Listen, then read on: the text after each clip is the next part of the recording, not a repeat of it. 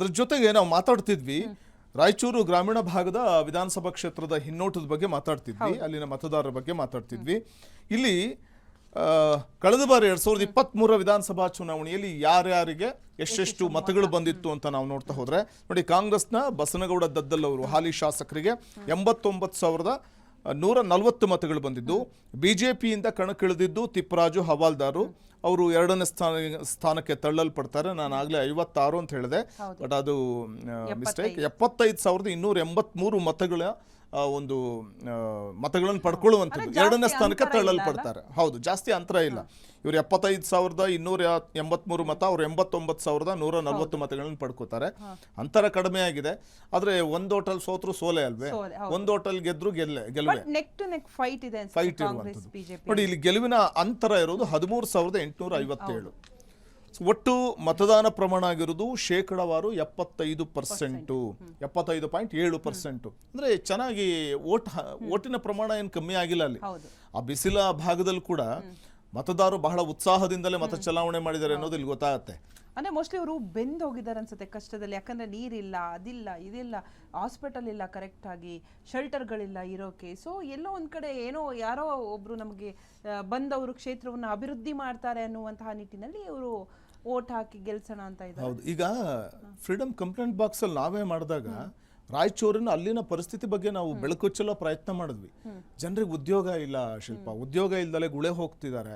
So ಆ bus stand ಅಲ್ಲಿ ಜನ, ಮತ್ತೆ ರೈಲ್ವೆ ಸ್ಟೇಷನ್ ಅಥವಾ ಬಸ್ ಸ್ಟ್ಯಾಂಡ್ ಅಲ್ಲಿ ಜನ ಈ ಕಡೆ ನಗರ ಪ್ರದೇಶಗಳಿಗೆ ಬರುವಂಥವ್ರು ನೋಡಿದಾಗ ತಮ್ಮ ಮಕ್ಕಳನ್ನ ಹೆಗಲ ಮೇಲೆ ಹೊತ್ಕೊಂಡು ಆ ಒಂದು ಕೆಲಸ ಅರಿಸಿ ಬರೋದಿದೆಯಲ್ಲ, ಅದು ನಿಜಕ್ಕೂ ತಮ್ಮ ಕುಟುಂಬದವ್ರನ್ನ, ತಮ್ಮ ಈಗ ವಯೋವೃದ್ಧ ತಂದೆ ತಾಯಿನ ಅಲ್ಲೇ ಬಿಟ್ಬಿಟ್ಟು ಬರೋದಿದೆಯಲ್ಲ, ಅದು ದೊಡ್ಡ ದುರ್ದೈವದ ಸಂಗತಿ. ಎಷ್ಟೋ ಮಂದಿ ಹೆಂಡತಿಯರ್ನ, ಅಂದ್ರೆ ತನ್ನ ಹೆಂಡತಿನ ಮನೇಲೇ ಬಿಟ್ಬಿಟ್ಟು ತಾವು ಕೆಲಸಕ್ಕೆ ಅಂತ ನಗರ ಪ್ರದೇಶಕ್ಕೆ ಹುಡುಕೊಂಡು ಬರುವಂಥದ್ದು ಇದೆಯಲ್ಲ, ಮಕ್ಕಳನ್ನ ಅಲ್ಲಿ ಈಗ ವಿದ್ಯಾಭ್ಯಾಸಕ್ಕೆ ತೊಂದರೆ ಆಗಬಾರ್ದು ಅಂತ ಮಕ್ಕಳನ್ನ ಅಲ್ಲೇ ಬಿಟ್ಟು ಉದ್ಯೋಗ ಅರಿಸಿ ಬರೋದಿದೆಯಲ್ಲ, ಅದಕ್ಕಿಂತ ದೊಡ್ಡ ದುರಂತ ಮತ್ತೊಂದಿಲ್ಲ.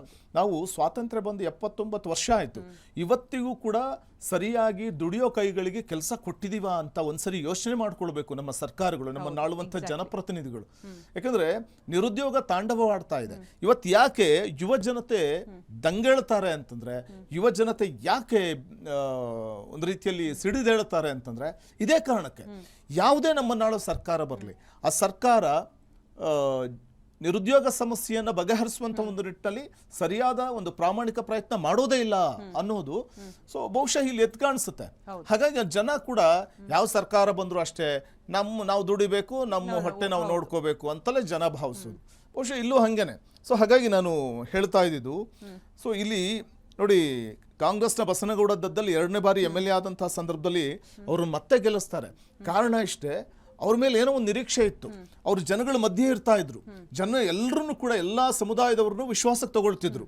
ನಾನು ಹೇಳ್ತಾ ಇದ್ದೆ, ಪರಿಶಿಷ್ಟ ಜಾತಿ SC ಸಮುದಾಯ ನಿರ್ಣಾಯಕ ಮತಗಳಲ್ಲಿ 45,000 ಮತಗಳಿವೆ, ST ಸಮುದಾಯದ 30,000 ಮತಗಳಿವೆ, ಕುರುಬ ಸಮುದಾಯದ 35,000 ಮತಗಳಿವೆ, ಗಂಗ ಮತಸ್ಥರಿದ್ದಾರೆ, ಲಿಂಗಾಯತರಿದ್ದಾರೆ, ಮುಸ್ಲಿಂ ಸಮುದಾಯದವರು 20,000 ಹೌದು, SC ST ಜಾಸ್ತಿ ಇರುವಂತದ್ದು, ಲಿಂಗಾಯತ ಅಂದ್ರೆ SC ST ಮತಗಳೇ ನಿರ್ಣಾಯಕ ಆಗಿರುವಂತದ್ದಲ್ಲಿ. ಸೊ ಹೀಗಾಗಿ ಲಿಂಗಾಯತನು ಎಳೆಯುವಲ್ಲಿ ಯಶಸ್ವಿಯಾಗಿರೋ. ಬಟ್ 2ನೇ ಹಂತದಲ್ಲಿ ವಿನ್ ಆದ ಮೇಲೆ ಇವರು ಮೋಸ್ಟ್ಲಿ ಇವರ ಮನೆ, ಇವರ ಫ್ಯಾಮಿಲಿ, ಇವರ ಪ್ರಾಪರ್ಟಿ ಅದೆಲ್ಲೋ ಕಡೆ ಡೈವರ್ಟ್ ಆಗಿ ಅಭಿವೃದ್ಧಿಯಲ್ಲಿ ಕಾರ್ಯದಲ್ಲಿ ಎಲ್ಲೋ ಒಂದ್ ಕಡೆ ಕುಂಠಿತರಾಗಿದ್ದಾರೆ ಅಂತ ಅನ್ಸುತ್ತೆ ಅಲ್ವಾ? ಖಂಡಿತ. ಯಾಕಂದ್ರೆ ಜನಗಳ ಮಧ್ಯೆ ಇದ್ದಂಥವ್ರು ಸೊ ಯಾವುದೋ ತಾವು ಯಾವ ಸಮುದಾಯಕ್ಕೆ ಸೇರಿದವರು ಆ ಸಮುದಾಯಕ್ಕೆ ಹೆಚ್ಚಿನ ಒತ್ತು ಕೊಡೋದು, ಸೊ ಇದೆಲ್ಲವೂ ಕೂಡ ಬಹುಶಃ ಬಹಳ ಹತ್ತಿರದಿಂದ ಗಮನಿಸ್ತಿರ್ತಾರೆ ಜನ. ಮತದಾರರು ಯಾವತ್ತೂ ಕೂಡ ಯಾರು ದಡ್ರಲ್ಲ, ಬಹಳ ಸೂಕ್ಷ್ಮವಾಗಿ ಗಮನಿಸ್ತಾ ಇರ್ತಾರೆ. ಯಾವುದೇ ಒಬ್ಬ ಹಾಲಿ ಶಾಸಕನ ನಡೆನುಡಿ, ಆತ ಎಷ್ಟು ಅನುದಾನ ತಂದ, ಅನುದಾನವನ್ನು ಯಾವ ರೀತಿಯಾಗಿ ಕ್ಷೇತ್ರದ ಅಭಿವೃದ್ಧಿಗೆ ಬಳಕೆ ಮಾಡಿಕೊಂಡ, ಇದೆಲ್ಲವನ್ನೂ ಕೂಡ ಜನ ನೋಡ್ತಾರೆ. ಯಾಕಂದ್ರೆ ಪ್ರಜಾಪ್ರಭುತ್ವ ಅಂತ ಬಂದಾಗ ಪ್ರಜೆಗಳಿಂದ ಪ್ರಜೆಗಳಿಗಾಗಿ ಪ್ರಜೆಗಳಿಗೋಸ್ಕರ ಇರುವಂಥದ್ದೇ ಪ್ರಜಾಪ್ರಭುತ್ವ. ಆ ಪ್ರಜಾಪ್ರಭುತ್ವದಲ್ಲಿ ನಮ್ಮ ನಾಳುವಂತ ಸರ್ಕಾರಗಳು ಪ್ರಜೆಗಳನ್ನ ಪ್ರಭುಗಳನ್ನಾಗಿ ಮಾಡಿದೀಯಾ ಅಂತ ಪ್ರಶ್ನೆ ಮಾಡಿದ್ರೆ ಅದೆಲ್ಲ ಬರೀ ಝೀರೋನೇ, ಅದೆಲ್ಲ ಬರೀ ಭ್ರಮೆ. ಇಲ್ಲಿ ಜನಪ್ರತಿನಿಧಿಗಳಾದಂಥವರೇ ಪ್ರಭುಗಳು, ಆಯ್ಕೆ ಮಾಡಿದಂಥವ್ರು ಇವತ್ತಿಗೂ ಕೂಡ ಕೆಳ ಹಂತದಲ್ಲೇ ಇದ್ದಾರೆ. ನೋಡಿ, ಆದಾಯ ಅನ್ನೋದು ದ್ವಿಗುಣ ಆಗಿಲ್ಲ, ಆದ್ರೆ ಈ ದರ ಮಾತ್ರ ಏರಿಕೆ ಆಗ್ತಲೇ ಇದೆ. ಅಗತ್ಯ ವಸ್ತುಗಳ ಬೆಲೆ ಏರಿಕೆ ಆಗುತ್ತೆ. ಇವತ್ತು ಸುಮ್ಮನೆ ಒಂದು ಹಣ್ಣು ತಗೊಳಕ್ ಹೋಗಿ ನೀವು ಮಾರ್ಕೆಟ್ಗೆ ಒಂದು ಕಿತ್ಲೆ ಹಣ್ಣು ತಗೋಬೇಕು ಅಂತಂದ್ರೆ 350 ರೂಪಾಯಿ ಮೇಲೆನೆ. ಆಯ್ತಾ, ಒಂದು ಆಪಲ್ ತಗೋಬೇಕು ಅಂದ್ರೂ ಕೂಡ ಅದು ಕಮ್ಮಿ ಏನಿಲ್ಲ, ಹೌದು. ಆದ್ರೂ ಕೂಡ ಹಬ್ಬ ಹರಿದಿನ ಅಂತ ಮಾಡ್ಲೇಬೇಕಲ್ಲ ಅಂತ ಅನಿವಾರ್ಯ ಪರಿಸ್ಥಿತಿ ಮಾಡ್ತಾರೆ. ಒನ್ ಟು ಡಬಲ್ ಮಾಡಲೇಬೇಕಾದ ಪರಿಸ್ಥಿತಿ ಬಂದಿದೆ, ತಗೊಂಡ್ಲೇಬೇಕು. ಹೌದು. ಬಟ್ ಎಲ್ಲೋ ಒಂದ್ ಕಡೆ ನಾವು ಇರುವಂತಹ ಸ್ಥಿತಿನೇ ಕುಂಠಿತವಾಗಿದ್ದು ನಾವು ಅಷ್ಟು ಎಕ್ಸ್ಪೆನ್ಸಿವ್ ಆಗಿ ಹೇಗೆ ಖರ್ಚು ಮಾಡೋದು? ಹೌದು. ಹಾಗಾಗಿ ಜನಗಳ ಸ್ಥಿತಿಗತಿಗಳನ್ನ ಅರಿಯುವಂತ ಒಂದು ಪ್ರಯತ್ನವನ್ನ ಯಾವುದೇ ಒಬ್ಬ ಶಾಸಕ ಮಾಡಬೇಕಾಗುತ್ತೆ. ಯಾಕಂದ್ರೆ ಇಡೀ ಕ್ಷೇತ್ರ ಅಂತ ಬಂದಾಗ ಜನಗಳ ಮಧ್ಯೆ ಇರುವಂತವ್ರು, ಚುನಾವಣೆ ಬಂದಾಗ ಜನಗಳ ಮುಂದೆ ಹೋಗೋದಲ್ಲ. ಇಡೀ 5 ವರ್ಷ ನಮ್ಮನ್ನ ಅಧಿಕಾರಕ್ಕೆ ತಂದು ಕೂರಿಸಿದ್ದಾರೆ ಅಥವಾ ನಮ್ಮನ್ನ ಗೆಲ್ಲಿಸಿದ್ದಾರೆ ಅಂದಾಗ ಆ ಜನಗಳ ಮಧ್ಯೆ ಇದ್ದು ನಿರಂತರವಾಗಿ ಕೆಲಸ ಮಾಡ್ಕೊಳ್ತಾ ಹೋಗ್ಬೇಕು. ದದ್ದಲ್ಲವರು ಮಾಡಿಲ್ಲ ಅಂತ ಹೇಳ್ತಿಲ್ಲ ನಾನಿಲ್ಲಿ, ಕೆಲಸಗಳನ್ನು ಮಾಡಿರಬಹುದು. ಅವರಿಗೆ ಮತ್ತಷ್ಟು ಹತ್ರ ಆಗ್ಬೇಕು, ಜನಸಾಮಾನ್ಯರಿಗೆ ಮತ್ತಷ್ಟು ಹತ್ರ ಆಗ್ಬೇಕು ಅಂತಂದಾಗ ಇನ್ನಷ್ಟು ಒಳ್ಳೊಳ್ಳೆ ಕೆಲಸಗಳನ್ನು ಮಾಡಿ, ದುಡಿಯೋ ಕೈಗಳಿಗೆ ಕೆಲಸ ಕೊಡಿ. ಟರ್ಮ್ ಅಲ್ಲಿ ಸ್ವಲ್ಪ ಅಭಿವೃದ್ಧಿ ಕಾರ್ಯದಲ್ಲಿ ಎಲ್ಲೋ ಒಂದ್ ಕಡೆ ತೊಡಗಿಕೊಂಡಿದ್ರು ಅನ್ಸುತ್ತೆ, ಜನರಿಗೆ ಹತ್ರವಾಗಿದ್ರು ಅನ್ಸುತ್ತೆ. ಎಲ್ಲೋ ಅದೇ ಒಂದು ನಿಟ್ಟಿನಲ್ಲಿ ಜನರು ಬೇಗ ಸಿಗ್ತಾರೆ, ನಮ್ಮ ಕಷ್ಟವನ್ನ ಹೇಳ್ಕೊಬಹುದು ಅಂತ 2ನೇ ಟರ್ಮ್ ಅಲ್ಲಿ. ಆಮೇಲೆ ಇನ್ನೂ ಒಂದು ನೀವು ಗಮನಿಸಬೇಕು, ಈ 2ನೇ ಟರ್ಮ್ 2023ರಲ್ಲಿ, ಅದಕ್ಕಿಂತ ಮುಂಚೆ ಬಿಜೆಪಿ ಇತ್ತು. 2023ರಲ್ಲಿ ಚುನಾವಣೆ ಬಂದಾಗ ಒಂದ್ ಕಡೆ ಆಡಳಿತ ವಿರೋಧಿ ಅಲೆ, ಬಿಜೆಪಿ ಅಧಿಕಾರದಲ್ಲಿದ್ದಾಗ ಆಡಳಿತ ವಿರೋಧಿ ಅಲೆ ಒಂದ್ ರೀತಿಯಲ್ಲಿ ಕಾಂಗ್ರೆಸ್ಗೆ ಹೆಲ್ಪ್ ಆಯ್ತು. ಮತ್ತೊಂದ್ ಕಡೆ ಗ್ಯಾರಂಟಿ ಯೋಜನೆಗಳ ಘೋಷಣೆ, ಅದು ಒಂದ್ ರೀತಿಯಲ್ಲಿ ಜನ ಕಾಂಗ್ರೆಸ್ಗೆ ಮತ ಹಾಕ್ಲಿಕ್ಕೆ ಕಾರಣ ಆಯ್ತು. ಹಾಗಾಗಿ ದದ್ದಲ್ ಅವರಿಗೆ ಟಿಕೆಟ್ ಕೊಟ್ಟಾಗ ದದ್ದಲ್ ಅವರ ಗೆಲುವಿಗೆ ಅದು ಕಾರಣ ಆಯ್ತು. ಸೊ ಇದು ಒಂದ್ ರೀತಿಯಲ್ಲಿ ಕಾರಣ ಆಗಿದ್ದು. ಸೊ ಹಾಗಾಗಿ ದದ್ದಲ್ ಅವರಿಗೆ ಗ್ಯಾರಂಟಿ ಕೈ ಹಿಡಿತು ಅಂತ ಅನ್ಸುತ್ತೆ. ಹೌದು, ನಿಜ ನಿಜ. ಸೊ ಆ ಒಂದು ಕಾರಣಕ್ಕೆ ಜನ ಮತ್ತೆ ಅವ್ರ ಮೇಲೆ ನಂಬಿಕೆ ಇಟ್ಟು ಓಟ್ ಹಾಕಿದ್ರು, ಗೆಲ್ಸಿದ್ರು. ಸೊ ಜನಗಳಿಗೆ ದಯವಿಟ್ಟು ದದ್ದಲ್ ಅವರೇ, ಇನ್ನು 2 ವರ್ಷ ಇದೆ, ಇನ್ನು 20 ತಿಂಗಳಿದೆ, 1 ವರ್ಷ 8 ತಿಂಗಳಿದೆ. ಸೊ ದಯವಿಟ್ಟು ತಾವು ನಿರೀಕ್ಷಿತ ಜನರ ನಿರೀಕ್ಷೆಗೆ ತಕ್ಕಂತೆ ಕೆಲಸ ಮಾಡಿ, ದುಡಿಯೋ ಕೈಗಳಿಗೆ ಕೆಲಸ ಕೊಡಿ. ಆಗ ಖಂಡಿತವಾಗ್ಲೂ ಜನ ಮತ್ತೊಮ್ಮೆ ನಿಮ್ಮನ್ನು ಆಯ್ಕೆ ಮಾಡ್ತಾರೆ. ಇಲ್ಲ ಅಂತಂದ್ರೆ ಖಂಡಿತವಾಗ್ಲೂ ಕಷ್ಟ ರೀ. ಮುಂಬರುವಂತಹ ಚುನಾವಣೆಯಲ್ಲಿ ಬಿಜೆಪಿ ಬಂದರೂ ಅಚ್ಚರಿ ಪಡಬೇಕಾಗಿಲ್ಲ. ನಾನು ಹೇಳ್ತಿದ್ದೆ, ಹೌದು, ನಾನು ಹೇಳ್ತಿದ್ದೆ ಅಲ್ಲಿ ಇನ್ನೊಂದೇನಂತಂದ್ರೆ, ಅಲ್ಲಿ ಬಿಜೆಪಿ ಟಿಕೆಟ್ ಆಕಾಂಕ್ಷಿ ಆಗಿದ್ದು ಬಿಜೆಪಿ ಕಣಕ್ಕಿಳಿದ್ರೆ JDSನವರು ಟಿಕೆಟ್ ಅನ್ನ ಅಲ್ಲಿ ಯಾರಿಗೂ ಕೊಡದಲೆ ಸಪೋರ್ಟ್ ಮಾಡುವಂತ ಸಾಧ್ಯತೆ ಇರುತ್ತೆ. ಆಮೇಲೆ ಇನ್ನೊಂದು, ನಾವು ಆ ಭಾಗದ ಒಂದಷ್ಟು ವಿಚಾರಗಳನ್ನು ನಾವು ನೋಡ್ತಾ ಹೋದ್ರೆ ಬರ ತಾಂಡವವಾಡ್ತಾ ಇದೆ. ಸೊ ರಾಜ್ಯದ ನಾನಾ ಜಿಲ್ಲೆಗಳಲ್ಲಿ ಅಥವಾ ನಾನಾ ತಾಲೂಕುಗಳಲ್ಲಿ ಸ್ವಲ್ಪ ಮಳೆಯಾಗಿದೆ. ಅದ್ರ ಉತ್ತರ ಕರ್ನಾಟಕ ಭಾಗದ ಹಲವಾರು ಭಾಗಗಳಲ್ಲಿ ಮಳೆನೇ ಆಗಿಲ್ಲ. ಕುಡಿಯೋ ನೀರಿನ ತತ್ವಾರ ಇದೆ.